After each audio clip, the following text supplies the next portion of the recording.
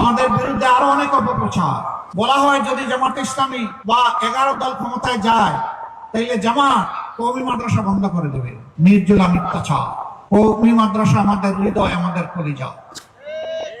তারা ইসলামী শিক্ষাকে পূর্ণাঙ্গভাবে ধরে রেখেছেন।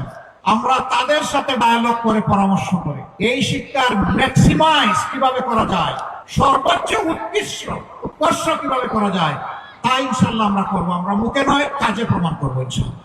আমরা ইনশাআল্লাহ ক্ষমতায় যাওয়া নয়, সেবার সুযোগ পেলে প্রত্যেকটা মসজিদে ইমাম এবং খতিব যারা থাকবেন তারা হবেন সেই পরিচালনা কমিটির গুরুত্বপূর্ণ সদস্য।